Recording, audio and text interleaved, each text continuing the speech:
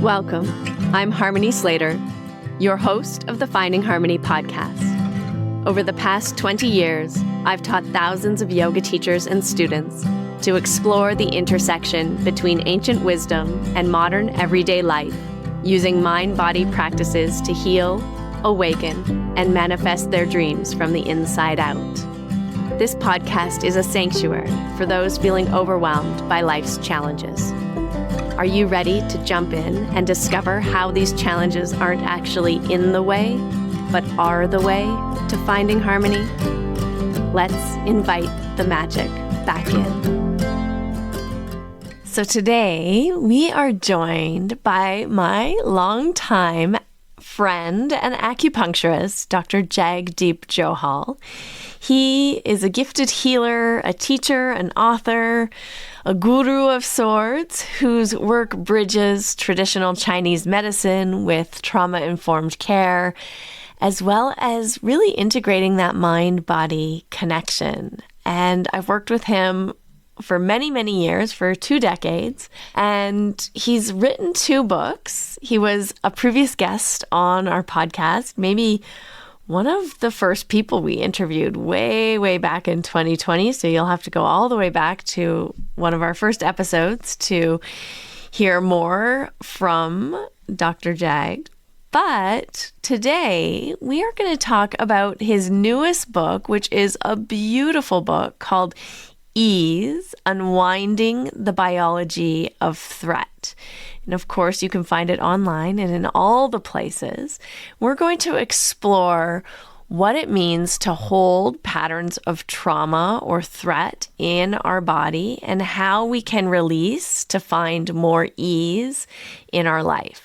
His approach is deeply integrative, and he draws from, of course, Chinese medicine, as well as somatic practice, mindfulness, deep awareness, Buddhism, yoga, really bridging the East and the West from India to China, and then also with modern day science. And so I cannot wait to share this conversation with you. It's about one of my favorite topics these days, which is really about how our nervous system gets stuck when we experience trauma, how trauma isn't necessarily a big event in our lives. It doesn't have to be that way. It can be the accumulation of many stressful situations, especially as we age and these situations pile up and the accumulation keeps getting bigger. And if we're not releasing, if we're not resetting, if we don't have the practices or the tools or the people in our lives that can help facilitate deep healing and hold space for us to unwind and create true resilience in our minds and bodies, what happens and how we can find those people and those practices and the things to really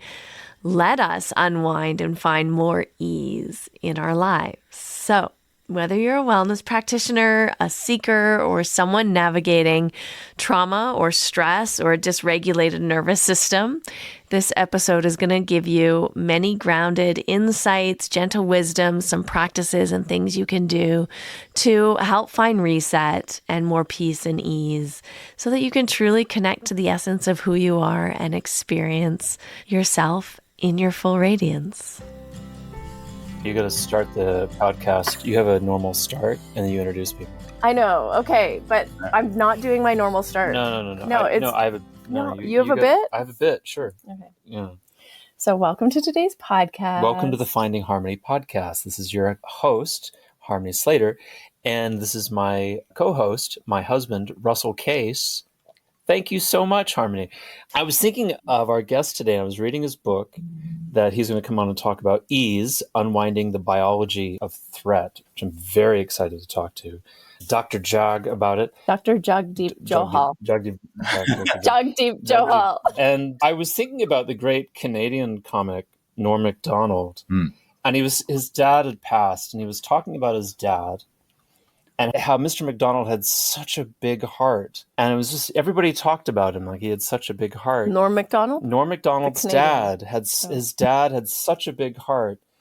And it's great having like this kind of peaceful, loving existence and having such a big heart until your big heart attacks you and kills you. Big-hearted dad died of a heart attack. Like, it's great having a big heart. I would just want to say that is the exact opposite message of your book, Ease, by Dr. Jog, Unwinding the Biology of Threat. And I think having a big heart actually would be the way to mediate these modern times. I just wanted, if you could come on the show and talk about it, but you're already here. Yes, I am. Thanks for having me. This is great. It's good to see you both. You can call me Jag. That's great. Okay, I have a question about this. Because you and I have known each other for a very long time. Yeah. Over 20 years now. Yeah. Almost half our lives. We're almost getting there, where we could say, I've known you over half my life. Actually, I can say that. You can. I can. Some of us are older than you. Yeah, because I met you when I was 23. Yeah, wow. Time does go. It goes. Shit, I met you when you were 24. Wow. Okay, but you used to go by Jug, Dr. Jug, and now you go by Dr. Jag. Well, yeah, it's Jagdeep, but when you spell it out, it's Jagdeep. And so I just said, call me Jag. I would just refer our listeners to our very third podcast. This is going on 250 podcasts. Our very third podcast with Dr. Jug was My Lunch with Two White People. Oh, right. That was way back then. And you actually came over and had lunch with us, kind of. That's right. Yeah, that's been a while. 2 years ago? No, that was like 2020. Oh, that was like 5 years ago. 5 years ago. Wow. In the midst of COVID. Wow. Yeah, the throes of it. Yeah. I think that's before I got COVID. That's right. Where the part where I understood the neurology of threat was through long COVID. Is that okay if I talk about that right now? Really? Yes. Get into it, because that's a big part of the book, is that chapter on COVID. Yeah. Jump in. Yeah, because it's like, I think all of us going through that time all have our own stories about it and how we all shut down in our own ways. But for myself, I got COVID pretty early on. It was like the first round. And then I started, I got better. It was terrible. It was terrible 2 weeks. I could barely breathe. And I, battled with it a lot. I think I got it from one of my patients. And then, it just didn't leave. It just kept sticking around. And then I started to see everything as a problem. Like everything was a problem. Like it was like too hot in the room, too cold in the room. This food wasn't good. That wasn't right. And like my body started to attack itself. It's like what people talk about autoimmune disorders. Yeah, that's what happened to me. Oh, it happened to you too? Mm-hmm. Got an autoimmune disorder. And I also got an autoimmune disorder for real. Yeah. Oh, really? Oh. But I think it's from the COVID, I don't know, something. Yeah. And Hashimoto's. Oh, you got Hashimoto's. From the I mean, who knows? Yeah. She could be allergic to me, probably. Yeah, that could be it. Maybe from everything. I mean, your whole in the book talking about just like the stress of everything, right? It's like in the book I talk about as a threat bucket. So it's like a bucket that we have, and it's constantly being filled up. Like we know, like especially this day and age, there's constant stimulation and things we're hearing and all this stuff. And it's being registered in your body as a threat over and over. Like you're not conscious of it all the time at all. It's just being registered all the time by your ears, your eyes. And so this bucket just keeps filling up. And we carry this tension and we don't discharge it. It just keeps building and building and building. And it starts to tighten our body and create the stuff and the problems that we have. And so much like of our modern world is just so filled with stimulation, and we're all frozen, not able to discharge it. I mean, I watch my dog. He's discharging, like all the time. Like he's shaking, yawning, stretching, and all of that is constantly discharging that threat in his system. And Harmony will get a discharge at times, but it's not this. It doesn't seem to do the trick as far as releasing her from tension. One thing that I really admired about right off in the book is this struggle with COVID that you had and you're talking about. Just to give a side commentary, like there's an element of that struggle in the metaphor of the hero's journey. And so something like Joseph Campbell's hero's journey is this wonderful triad that you've developed of a healing modality. And it seems like there was an arc to your struggle with COVID that then you started out with a crisis and then the journey of discovery and then now a release from tension and stress, which was this wonderful triad that I discovered. I kept discovering triads throughout your book, which were gorgeous. And I wonder if you could talk about that at all. It's like, did you feel like you were the hero in this story? I wouldn't necessarily call myself a hero, but I know what you mean by that. But the way I look at it is that every cell in the universe goes through the simplest of processes that we learned in grade 8 bio. We learned threat, response, homeostasis. I don't know if you guys remember that, but that was the 3 phases that we all learned, that every cell goes through: threat, response, homeostasis.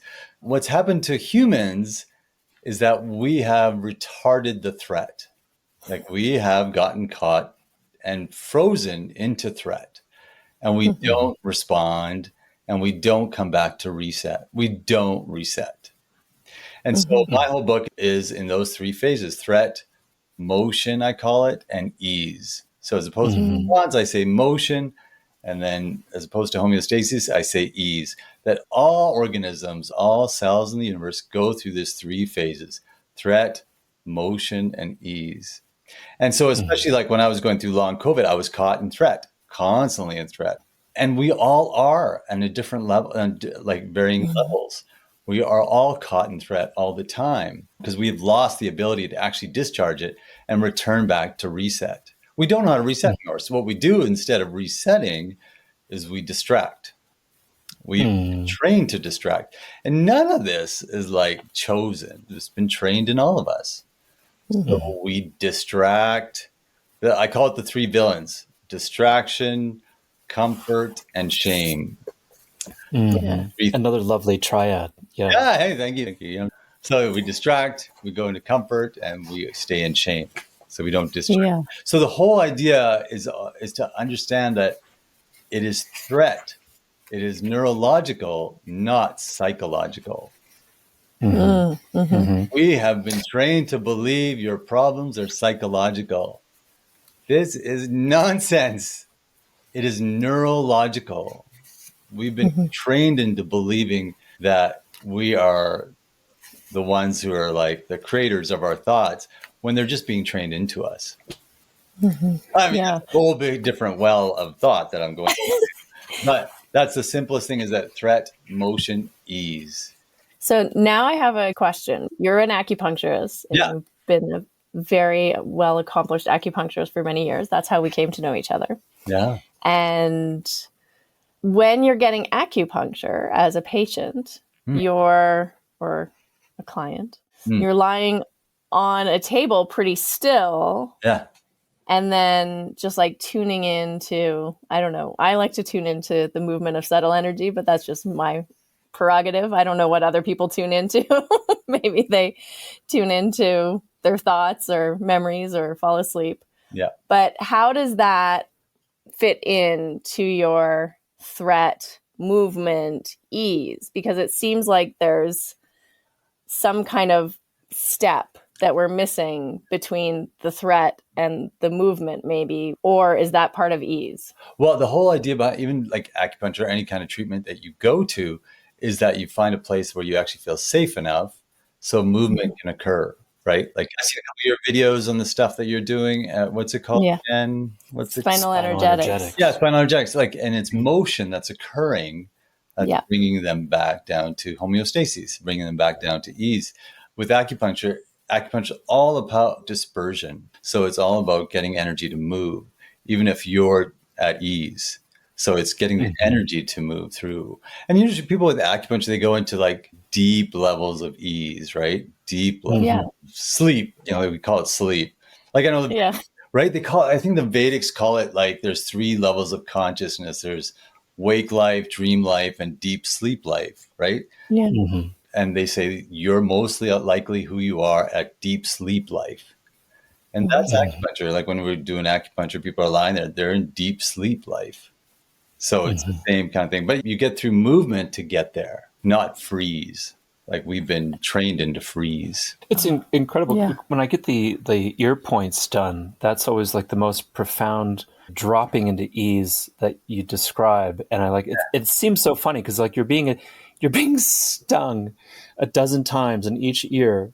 And it seems like the kind of thing that would make you freeze, but it actually does quite the opposite, where you just profoundly relax. It's like, oh, the cheetah is eating me now. I'll just relax into this.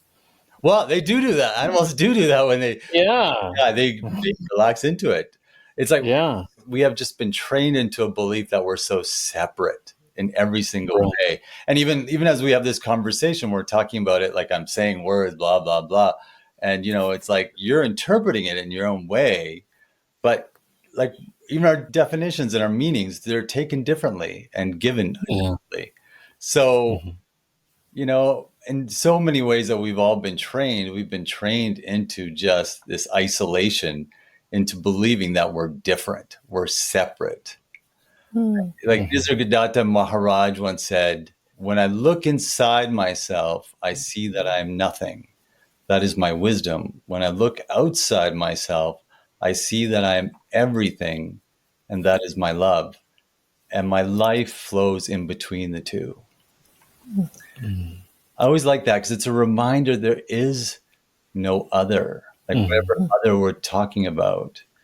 And I think a part of that is when we get back into ease, when we really feel ease, you don't feel a separation. Again, there's such a beautiful triad there that if you're examining the middle path, you're not in the left tribe or the right tribe. Yeah. There's this third way that then combines all things, and all things are one. Mm-hmm. Right and left brain combine. Like I talk about the right and left brain a lot in the book. Yeah. Because we're caught in our left brains. And recently I just read an article by a neuroscientist who she said, we are all right brain damaged. And we are. We've just been trained into our left brain. So we have this narrator in our head constantly talking to us. And we think that's who we are. We are that narrator. But that left brain, what it's doing is it's analyzing the threat in your body. So the tighter your body is, the more your left brain is activated and the more words you're actually going through your mind.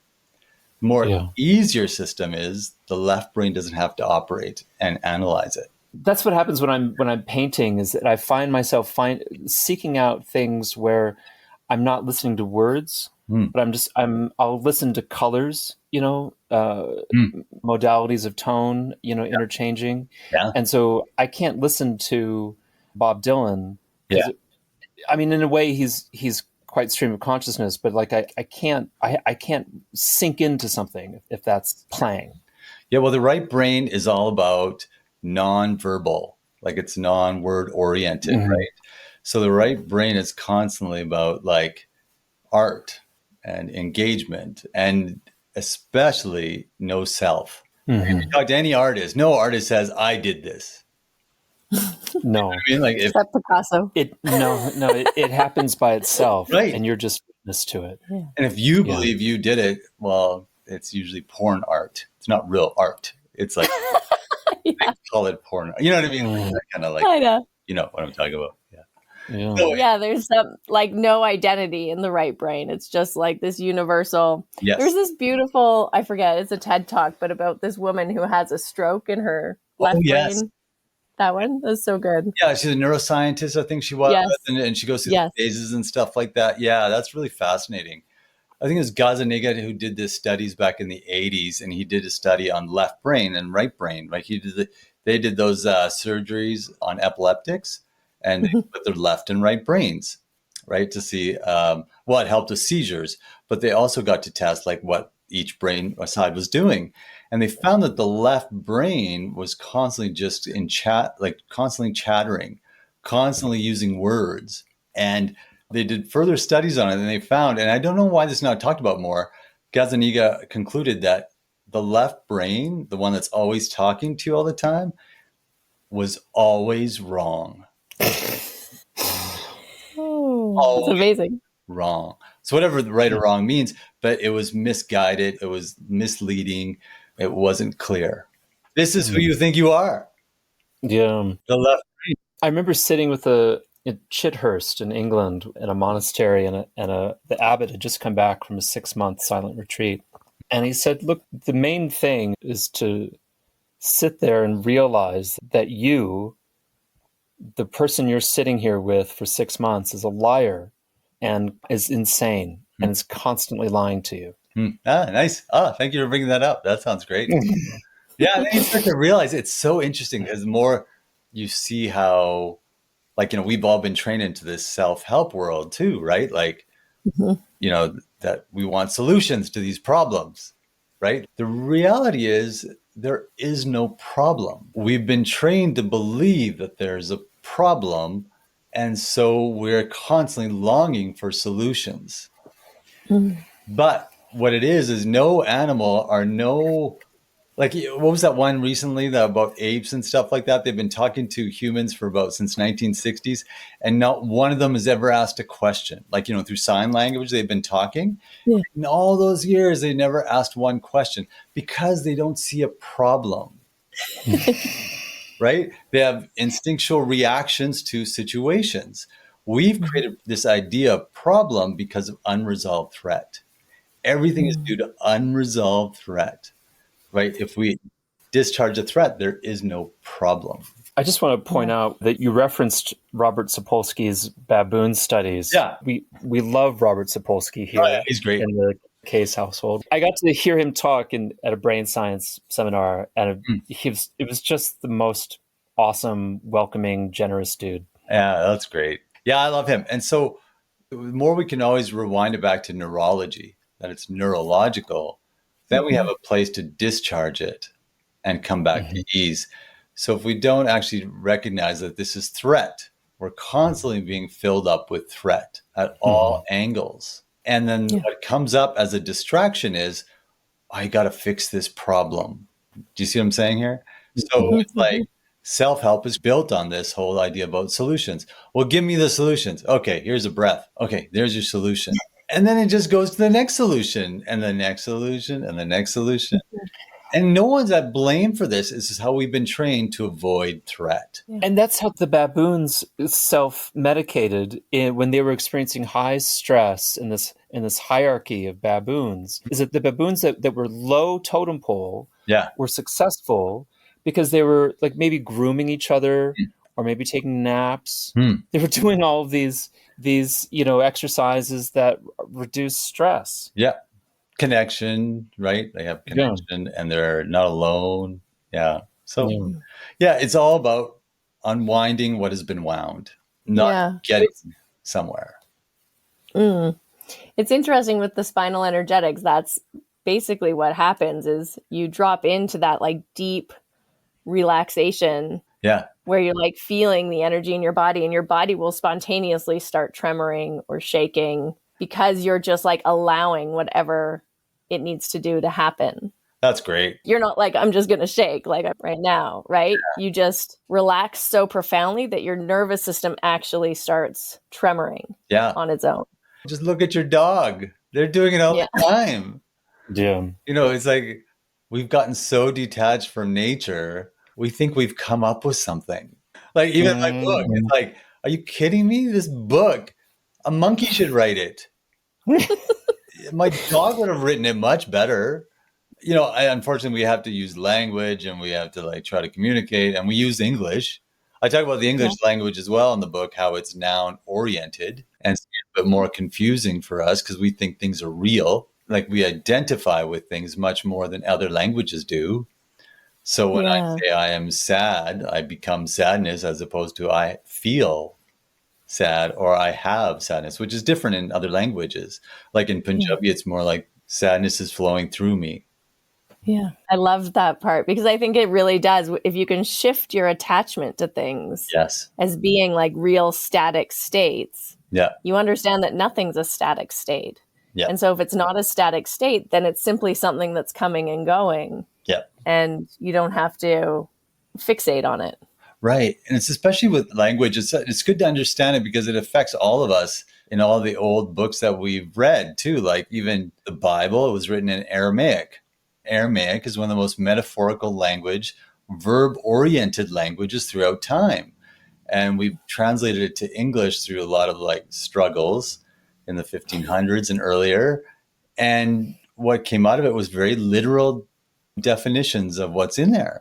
So a lot of ancient books are all been translated over into English and taking away the beauty of the metaphor and the beauty of the verb, creating it into a noun, which is very, very important, because what's happened is we actually believe like things are literal. Like, the things in the Bible are literal. And we forget that most of the indigenous languages in the world are almost all verb oriented. Yeah. If we listen to Bob Dylan instead, we'd actually understand more, because it's metaphorical and it's verb oriented, and we get to whisk away into the, the starlight sky in our right brains. Tangled up in blue. Right. Be good. One thing I was really interested in is how you describe so often this hero's journey as quite personal, but it's also, you couch it in terms of a societal systemic issue. And I was thinking of, I think his name was Dave, was an example of someone who was a kind of a good guy with a huge collection of Hawaiian shirts, happy. And then over time, Dave became more and more diseased and more frustrated with the kids and their music. Their music their music wasn't real tunes like his tunes. Oh, this sounds just like you. It certainly does. And Dave was getting more and more stressed out. And to think of Dave, as a kind of larger issue, Dave is a baby boomer railing against the world, completely frustrated, shut in, and listening to other angry people on his streaming social media platform, constantly re-engaging that stress of the threat of the other. Yeah. And so Dave now has become radicalized as a person who's extremely threatened by the other and the presence of the other. And he could really use some healing modalities. That's your question. I just want to bring up that I thought that Dave was an amazing metaphor for our entire society's issues. Yeah, and it's just loaded. I mean, we're just constantly being bombarded with threat over and over again. And especially the highest form of capitalism being from America, they are constantly bombarded more than any other nation with distraction, and that something is wrong, something is wrong, something is wrong. And it creates this idea of individualism that just simply isn't real. It's completely absurd. But I would not blame them in any way. How could they do anything differently with everything that they've been shaped with? And then you would just look into your own brain, how much you think you are separate. Well, they have this lovely example to the north of how you could live a better life. It's right there for them. We have our own foolishness, just it looks a little different. When you're talking about movement being the remedy and the release, and then also this paradox that happens with our desire to, solve problems, to feel good, to be well. I'm so curious, because I feel like this wellness industry or this, self-help industry often, yes, yoga makes us feel healthy, or running makes us feel good. And it can be, a way of discharging stress in the nervous system, and of course is. But at what point is it just adding more, and that more is then causing more stress? Yeah. In the book, I address that for a bit, because I go, this is not a self-help book. This is a less self-help book. Any which way, whether we're constantly improving ourselves and constantly doing more, we're adding more to this idea of self, which is just formed in the left brain, which is fueled by unresolved threat. That's all it is. This idea of you that you've created, of you that has been shaped in your mind, is unresolved threat. When it discharges and you continue to train this body to be like your dog, or you train yourself to be more like your tree, you will begin to see it's not possible to have this separate self that we've invented. It just doesn't exist. And so this ghost inside this being that we think is there is an illusion of threat. I always find it more and more that it's hard to touch upon these things because people have some strong feelings around their isolation. And if you start to try to melt those, there is some real big defenses that come up. But it's nonsense. It's pure nonsense. Like what? We want to know more about these defenses. You don't have to go further than your own brain. Just go in your own brain. Look at how you've been trained. You've been trained in. You believe you're a separate self. You defend yourself. You do all these things to protect who you are. And a lot of it has been all of it been trained to us. It's not saying animals don't have this. They have a different concept of it. They're not detached from nature. They haven't left the garden yet. They're still in the garden. They know they're a part of it. I'm really impressed by that. And it reminds me of encounters with other societies that are, say, for example, that are more Confucian, which are more engaged in interrelationship as identity and versus isolationism as identity. Right. And like the American cowboy is the metaphor that I think most Americans tie to their hitching post. I don't know what I'm saying. But I remember I went to South Korea and I lived there for a year as a 21-year-old. And I remember I was walking in the mountains and I'd always kind of had a sense like, I want to be alone. I want to be independent. I want to be by myself. And I'm my own cowboy here. And I stopped once in a clearing and I was invited into this circle of about 100 people who were all taking a communal shot of gin. And like, we're all going to do this together. We're all here in nature. We're all going to do this together. We're all having this communal activity and we're all going to just shoot alcohol together here. And we're on top of a mountain. And I was like, this is amazing. I'm invited in. I don't drink, but I guess now I do. And I just was invited and I drank and I got really stoned very quickly. And then as I left the mountain, I realized that I was with them and we were all together and we were all walking together. And I suddenly realized in that moment, I had this insight that if I had done something foolish and broken an ankle, I would have been all by myself and in trouble. But actually, every single one of us here is working together to keep us all safe. And we're a group here as human beings. And we're all in this together. We're all going to help each other if something happens. And it was such a profound shift in thinking about the self and who I was and realizing how brainwashed I had been up until that point into thinking of myself as an individual and not part of the human race. Yeah, I was actually going to call the book Ease, Unwinding the Biology of Self. I chose threat just because we cling to this idea of a separate self. Of course we do. We've been trained into believing that it exists. And so I didn't think that would be a great title to sell with. Threat's much easier to sell. As we know. You know, it's so funny. It's so fascinating. The more I've gotten into ease, it's like, you're not a good salesman after, you know what I mean? I've never been a good salesman I've been in my basement working as an acupuncturist for 28 years. But the more you go to ease, you realize there's nothing wrong. You know, we're talking about this, but I know in myself that there's nothing missing.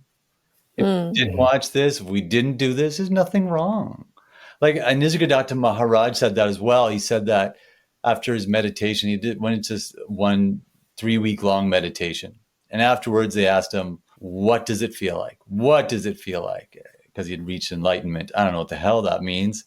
I'm sure my dog understands it better than I do. And I say this a lot because I really like to contest the crap that humans think we're better. And part of that is I think we're better than everything in nature. And I see my dog as enlightened. You know, and I spent time in the Himalayas with many different gurus. They have no more than my dog has. Like they have ease, but my dog has ease. And there's nothing out there that we have to chase. But Nisargadatta Maharaj said after 3-week-long meditation, they asked him, what does it feel like? And he said, simply, there is nothing wrong anymore. I love that. Simply, there is nothing wrong anymore. Think of how much your mind tells you that there's something wrong.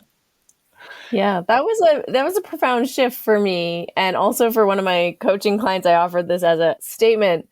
And it was, I can't be happier than I am right now. And if you like just really like embody that as the truth, I can't be happier than I am right now.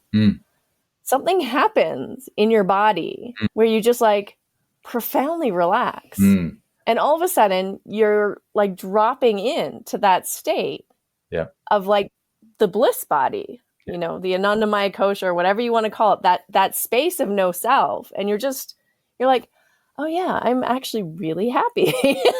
Yeah. Like I can't be happier than I am right now. Amazing. This is amazing. Yeah. You know what reminds me when I would say to almost every client that has come in to see me, I always say that when I put the needles in, I copy Buddha and I say, there's nowhere to go, nothing to do, no one to be. Yeah. Everything else is a dream that we're dreaming. And the dreams are fine. Keep dreaming because you're not going to be able to stop them. But it'd be interesting to look at how you prefer a certain dream to another, the preference of a dream. You know, even a lot of self-help is about how to acquire this, how to get somewhere. And it's all like a preference for an illusion. Like I think our left brain is just Maya. You know, it's a story. The left brain's telling you a story about your threat in your system. That's all it's doing. And we've created a whole entire world about it. And it's just the more we can retrain this system to go back to ease, the left brain has nothing to do. Then you can go back more into art, into play. I play a lot of golf. And it's like my whole life has been, you know, a stick and a ball. You know, like a lot of, if I could just have a stick and a ball, life is great. And everyone at the course, they all want to play with me a lot of times because it seems to me that if you're at ease, people around you get to be more at ease. Very much so. Yeah, it just happens that way because we're so contagious, right? And it's fascinating how many people will play golf with me and they're saying they're having like one of the best games of their life. And it's got nothing to do with anything special over here. I got nothing special over here. I'm trying to just mimic the tree in the backyard and just trying to not get caught in my threat. I have actually said this a number of occasions, is that, you know, you can study yoga, you can spend years of your life living in South India, working with the gurus, or you can pick up an indigenous form of self-actualization, the same number of letters in Scotland, and it's called golf.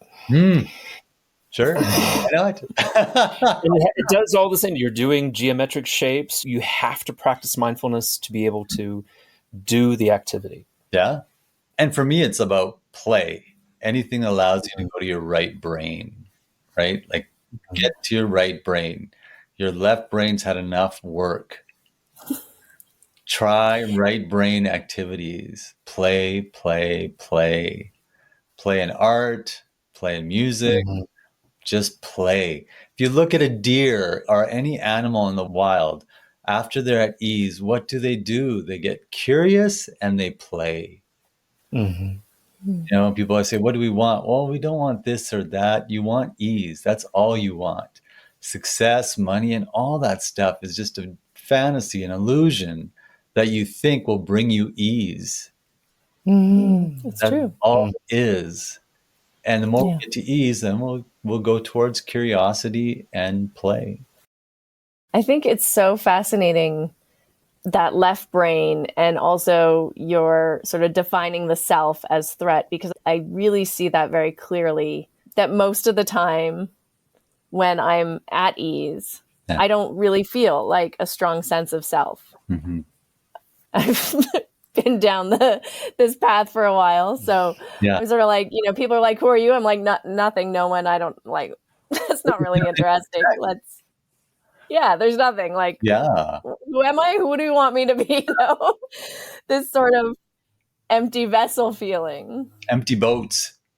We're all empty boats. You know that story by Chung Tzu, Empty Boat? There's a fisherman that went out in a boat and he was like fishing. It was a beautiful, wonderful day in the river. And then all of a sudden this boat is coming towards him and he starts yelling and screaming and he's like jumping up and down trying to get the boat to stop.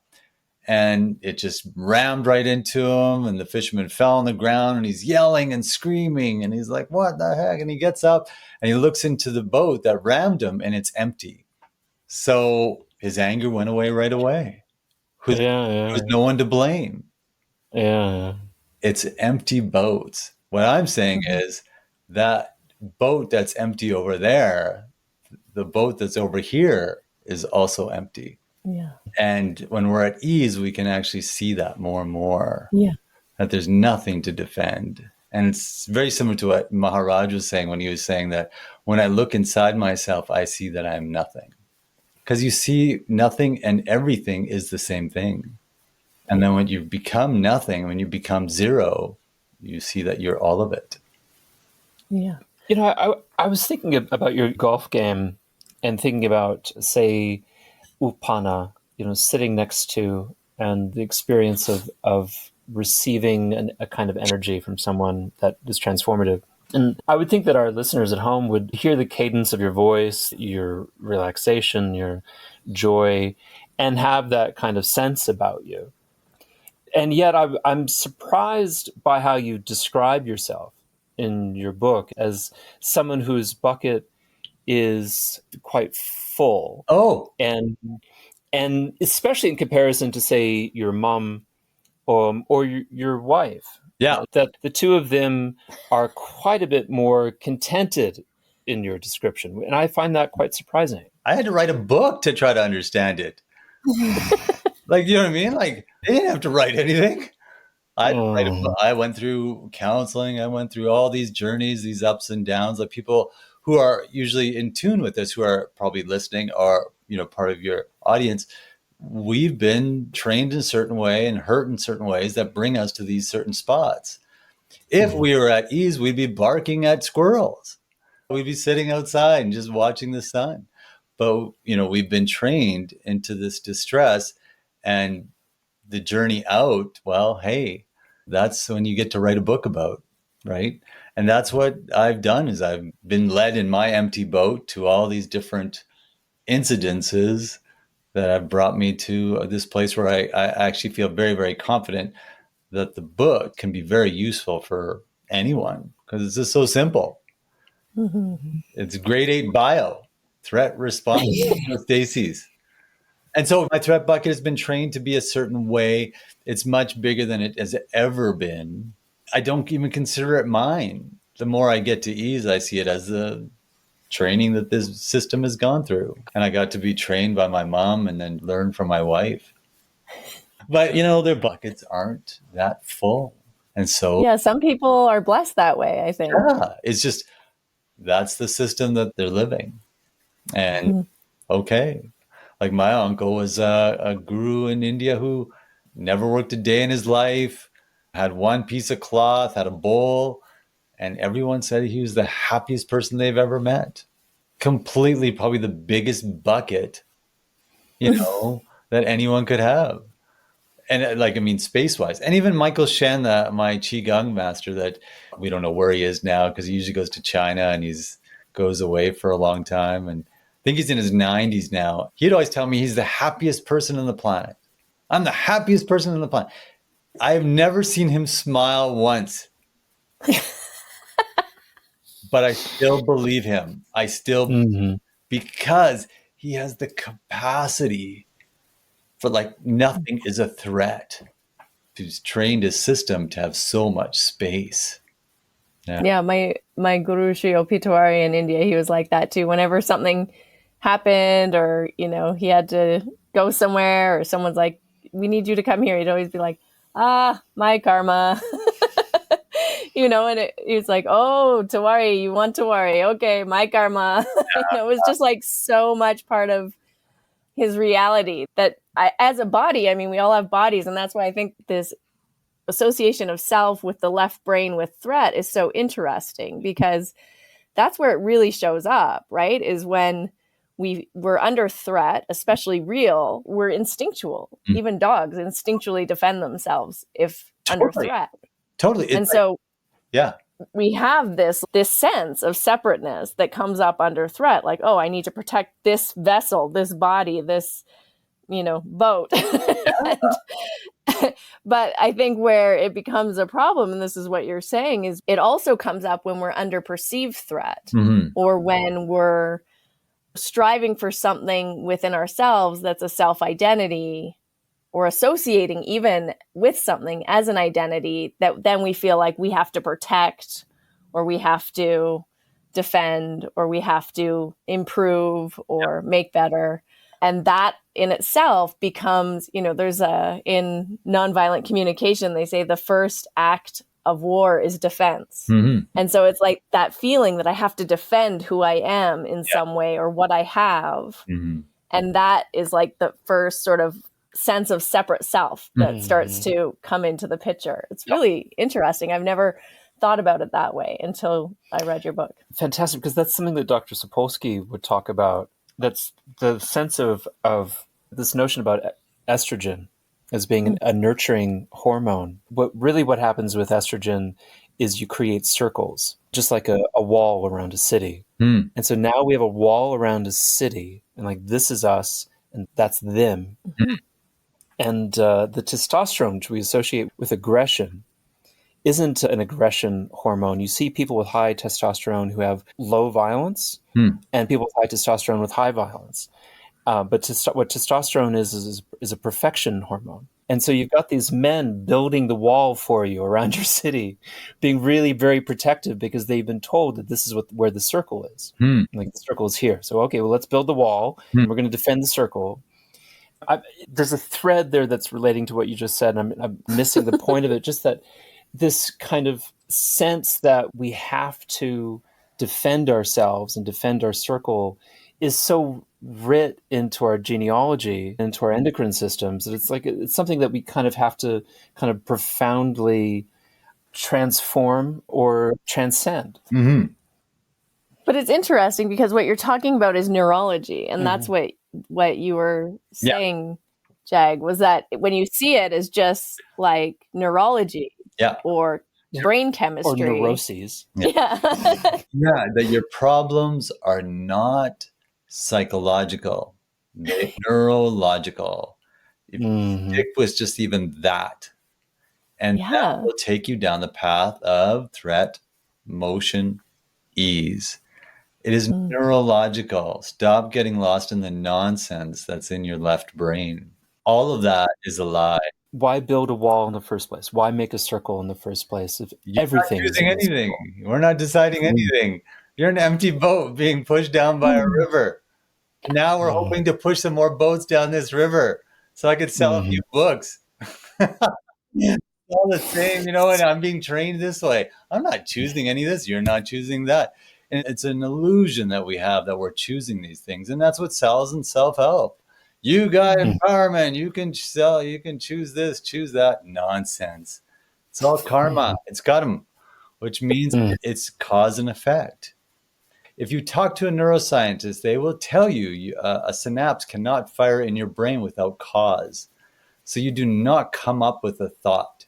You did not come up with it. It was caused. Everything is caused. It is not you. You did not choose this. You will not choose that. Okay, but at some point, you have to do something. You don't do anything. To change the neurology. Like, how do you disrupt the pattern? Don't change it. Nothing wrong. If you set an intention, you've made a decision. Don't even set an intention. There's nothing to intend to. Choosing to not do something is a thing to do. See what your brain is constantly telling you? I gotta find a solution. But let's try this. There's no problem. There's never been a problem. For those of you at home with a problem, we recommend Ease by Dr. Doug Joghal, who is our acupuncturist, and we should visit him quite shortly. You should. Yeah. I was just there 2 weeks ago. Oh, that's nice. But I want to come back. Bring me with you. I invited you. You said you were too busy. But I wanted to acknowledge what you said there, about we got to do this or we have to do that, right? Like we want to do something. I mean, you don't have to do anything, but. Yeah. No, I mean, so what's even the point of writing the book? Or what's even the point of doing this podcast? There's no point to any of this. It's nonsense. All we do is we're talking and we're trying to push these empty boats into a place of more ease. That's it. Like more ease.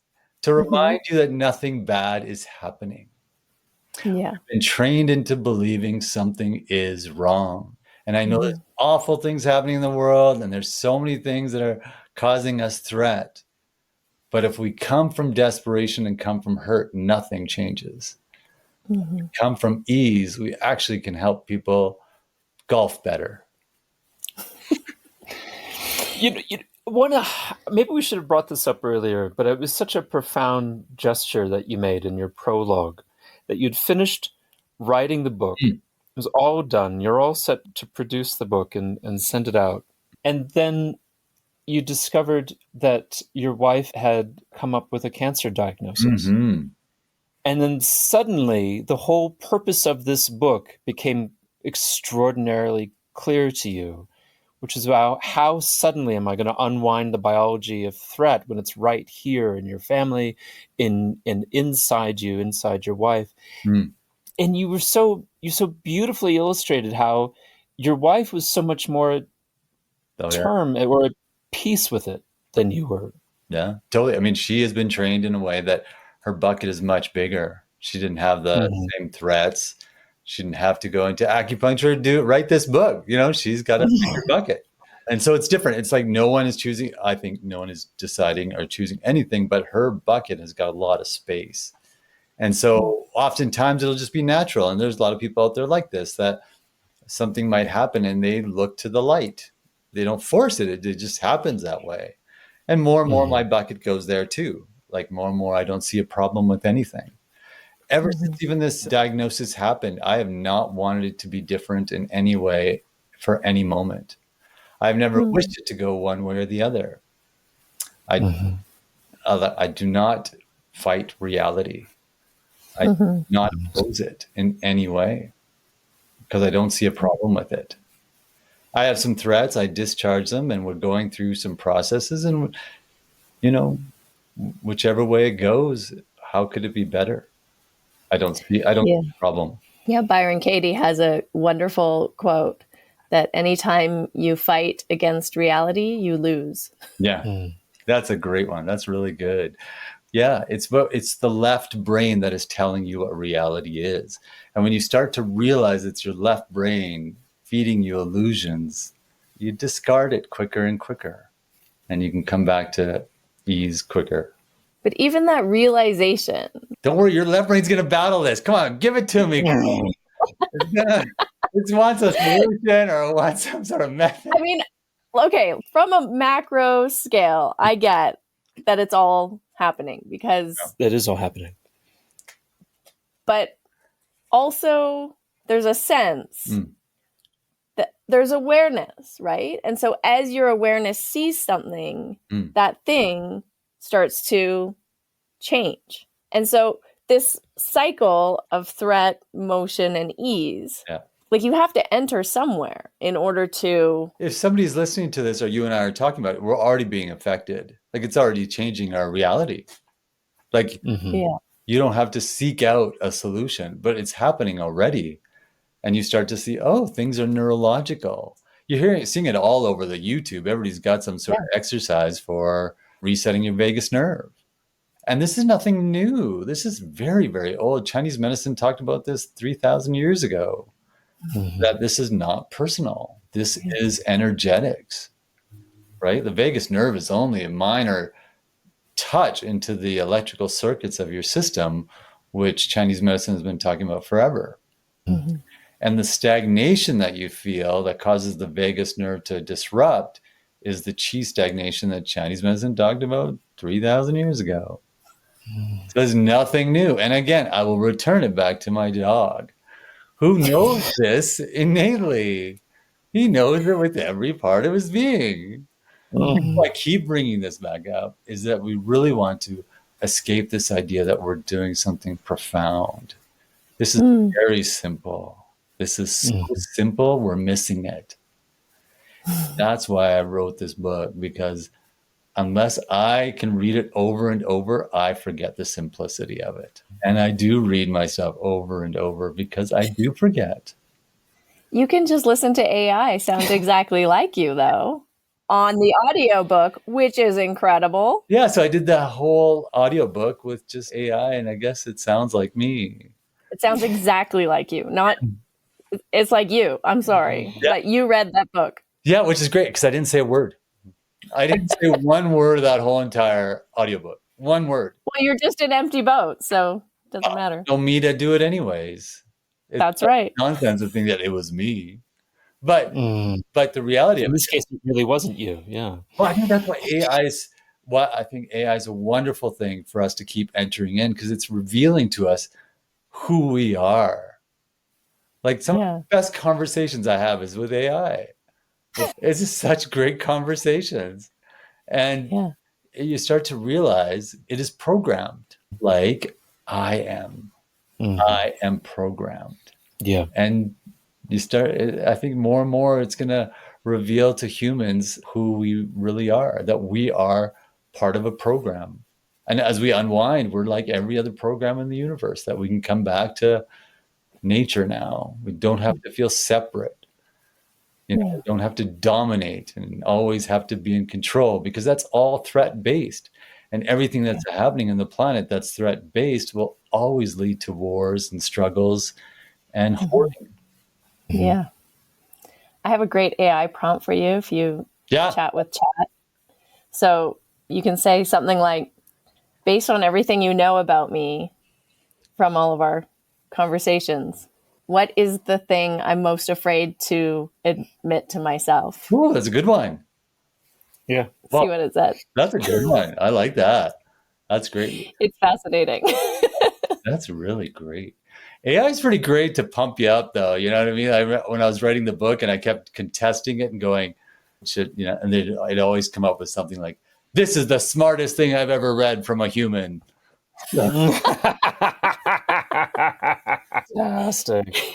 That's great. Let's hope that it continues to have such a high opinion of us. Yeah. That's good.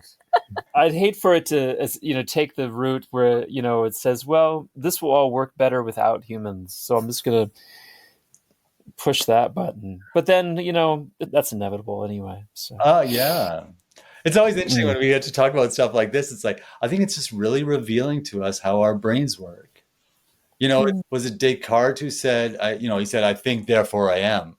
But he never asked the most vital question: if I don't think, what am I? Do I exist? Yeah. And when we don't think, what usually comes out? Art. Yeah. For the listeners at home who would like to listen to your lovely cadence on audiobook, how can they find this book? How can I get an audio AI version of this? And the actual version. IRL. Whatever you think actual means. And we're all empty boats. If you get pushed into this world to want this book, it's drjagjohal.com. drjagjohal.com. You can go. And ultimately, it goes through Amazon anyways, but Yeah. Well, if they're in Calgary, they could book an appointment and come get it from you directly at your office. Yes. And I'm going to bring mine and get a signed copy next time. You need a signature because, boy, that's important. That becomes real. Yeah. It becomes quite real. It becomes a fetish object. Want evidence of no self in my book. It's all nonsense. I love it. And I go to Amazon, and how did you get this audio version? You went to the go website? to Audible, and you get it. You go to Audible, and you heard the book on Audible. Yeah, I have the audiobook too. And you have the audiobook too. Okay. Yeah, so that's where I'll listen to AI that sounds like me. I'm kind of more of a visual learner and so I needed to read the book, which is what I did. Harmony learns auditorily. Auditorily, yeah. So that's what she did. So, different learning styles for those of you at home. Yeah, great. And if they're listening to this, the reality's already shifting and changing. It's already happening. Don't do anything. But do buy the book. Yeah, go ahead and buy the book. Might as well. Might as well buy the book. Well, somebody made it, so you can buy it. There's so many wonderful, interesting, fascinating scientific studies in there too. I just wanted to mention that because listening to it, I've been like, oh, that's really interesting. And you cite them all too, which is fascinating. I read them. Yeah. But Dr. Jug, thank you so much for your time. Oh, you're welcome. That was great. That was really fun. Thank you. Yeah, thanks for coming on. There's no one to thank, but thank you anyway. But there's a being present. We thank him for being here. If today's conversation resonated with you, especially around reconnecting with your body's innate intelligence, I want to invite you to explore the work I do using spinal energetics. This is a powerful, multidimensional modality that blends Eastern energetic principles with somatic awareness and nervous system regulation. Whether you are carrying stored trauma or feeling emotionally overwhelmed, or perhaps just a sense of feeling stuck in old patterns, or knowing perhaps you're carrying things from your lineage, your ancestry, spinal energetics helps you to shift this energetic block at the root, at the source. It helps you to connect to your spine, to your breath, and most importantly, the energetic field, so that you're not holding the pattern in your body, but it can move. And as the energy moves, consciousness also starts to arise. These sessions are for anyone ready to release what's no longer serving them, reconnect with their truth, and create more space, more ease, more vitality in their body and life. If this is you, I offer in-person sessions and online spinal energetic appointments, which are incredibly powerful and effective, so that you can experience this work wherever you are in the world. I also offer in-person sessions when I am traveling and teaching and offering Ashtanga Yoga workshops in different locations around the globe. You can learn more and book a session through the link in the show notes. And if you're curious or have any questions, please reach out. I would love to connect with you and answer any questions you may have. You can find me on Instagram at Harmony Slater Official. And thank you for being here. Thank you for listening, for your time, for your support. I just encourage you to continue down this path of healing and awakening. And I cannot wait to connect with you more next time. That's it. We've concluded another episode of the Finding Harmony podcast. I just want to thank you so much for doing the work that changes the world, starting with yourself. It truly does make a huge difference. Please make sure you have your automatic downloads turned on wherever you listen so you don't miss any of the upcoming episodes.